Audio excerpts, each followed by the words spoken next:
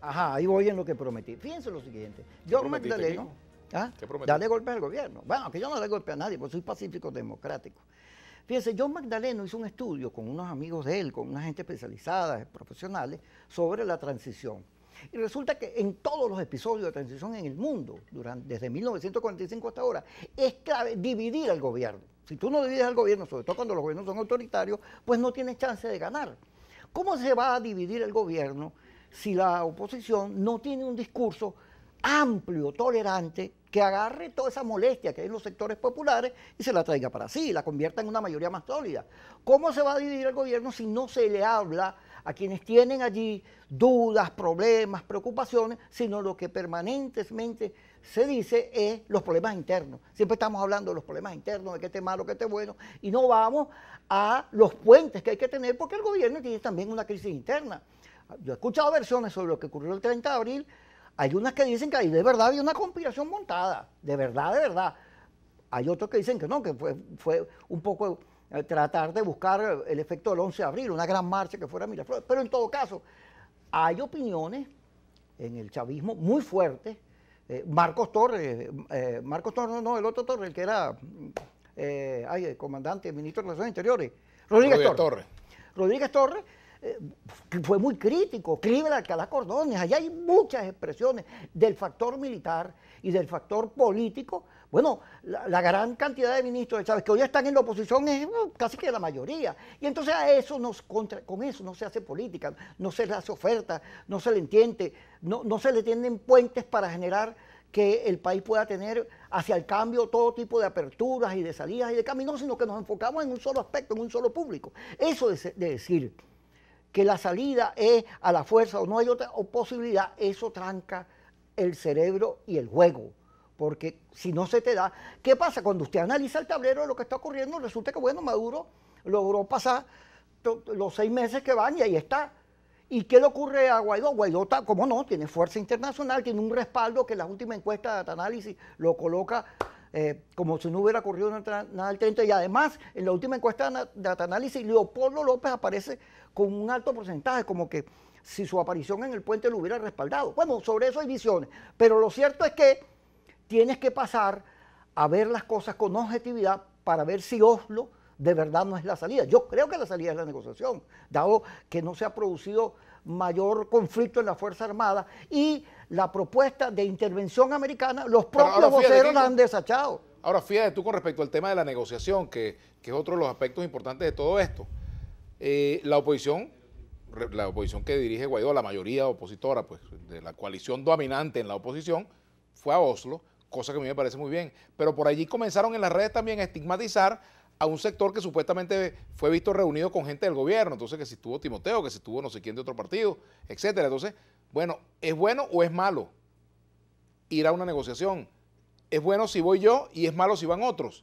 Es decir, frente a ese tema tampoco hay claridad. Y el gobierno, ¿qué está haciendo su juego? Está haciendo su juego el gobierno. ¿Cuál es el juego del gobierno? Bueno, dividir y, digamos, azuzar la división de la oposición con los factores que ella misma se ha colocado como elementos divisionistas. Por ejemplo, una elección si no hay cambio total de las condiciones, una elección si no hay cambio total del CNE, una elección que es convocada o no por la constituyente. Por ahí me preguntaban, bueno, pero tú no cuestionabas la constituyente y ahora estás de acuerdo con elecciones. Claro que cuestiono esa constituyente y la cuestiono. Yo no tengo ninguna duda frente a eso y lo he dicho. Creo que no se convocó bajo las condiciones que debían convocarse de acuerdo a la Constitución. Pero ocurre también como ocurrió con la dictadura de Pinochet. Los que participaron en el referéndum de Pinochet estaban de acuerdo con Pinochet. No están de acuerdo con Pinochet. Encontraron ese camino para derrotar a Pinochet.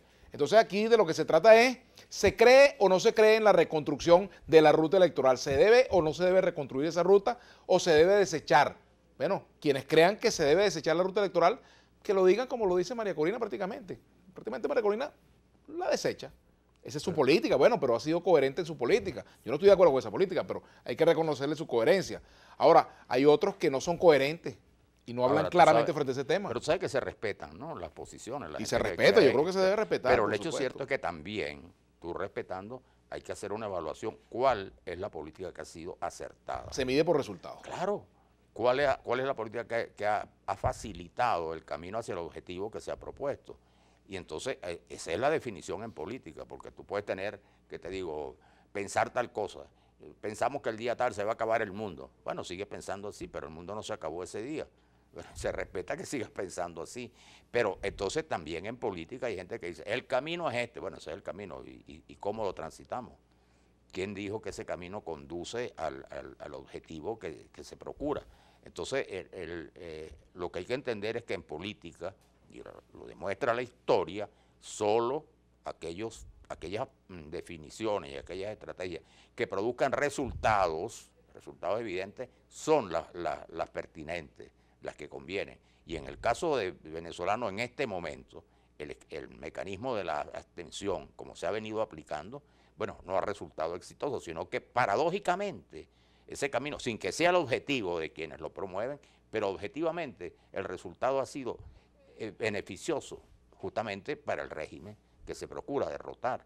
Bueno, y eso ocurre y nadie es responsable de eso, ni es culpable, ni es colaboracionista, sino que la política es así y son hechos que están allí, frente a eso hay que actuar, pues, y esa actuación es la que va a determinar si fue correcta o si fue una equivocación. Fíjate, salió unos Twitter contando que Timoteo Zambrano y Luis Augusto ¿A eso me refería? Se habían visto en el Meliá con Jorge Rodríguez. Pues la reunión, tengo entendido, fue verdad.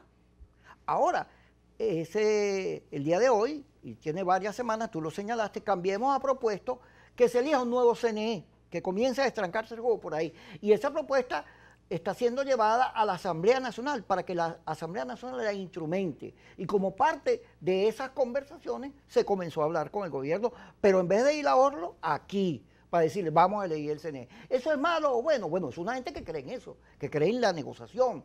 Aquí hay unos sectores que creen que no hay que negociar, no, hay unos que sí. Y tú no puedes despreciar unos por otros. Tú tienes que entender que la diversidad de la oposición los contempla a ambos. Y si hay gente que plantea que la salida es electoral, bueno, tiene derecho a pelear por eso, a creer en eso. Y no por eso tienen que lincharlo, insultarlo, pegarle, morderlo, porque de eso no se trata, que el cambio en Venezuela se dé. Más bien, cuanto más fuerza, más apoyo, más posibilidades de triunfo hay. Pero es que fíjate, un razonamiento simple, y a lo mejor a la gente le puede parecer, bueno, por eso es muy fácil pensarlo así. Si aplicáramos ese criterio en relación al manejo que se ha dado la abstención, no la abstención en abstracto, sino la que se ha dado en los últimos años, el resultado ha sido negativo. ¿Y cuál ha sido en verdad? Que ha fortalecido y ha despejado el camino para la estabilización y consolidación del modelo chavista madurista. Si ese es el resultado, ¿qué puede decir cualquiera de esos famosos señores del teclado digital? ¿Qué puede decir?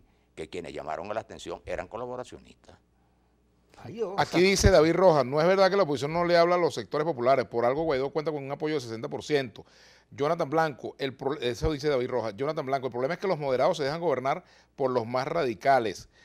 Hilda N. Guerra, organizarnos para conformar nuestro CNE y demás pasos para hacer los 3 famosos pasos.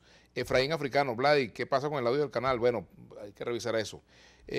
También otros plantean que por qué no se dedican a hacer un programa sobre la corrupción en el gobierno, me piden por acá también, ¿no? Para las 3, ¿cómo negociar con un régimen que no va a acceder a nuevas elecciones ni con el CNE actual ni con un CNE nuevo?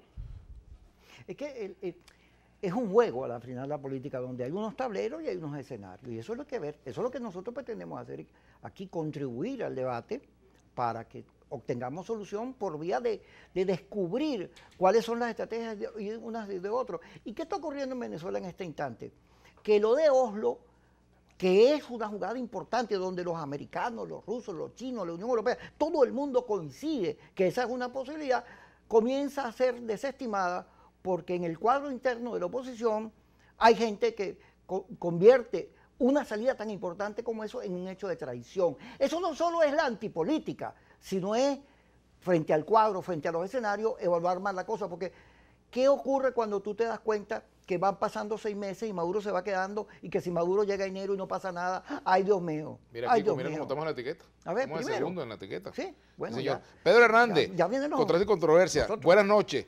La oposición no debate con raciocinio porque están llenos de odio y revanchismo, empezando por sus dirigentes. Por eso, ¿cómo creen ustedes que se puede confiar en gente así si al llegar al poder con los antecedentes del 2002, 2014, 2017? Soy de la Fuerza Armada, dice. Ay, yo. Bueno, vamos a hacer la pausa y ya regresamos. De la Fuerza Armada. Mira, hay un señor que Contraste y dice, Omar, que dice, Kiko tiene razón, pero no usa medias. Otra vez con las medias.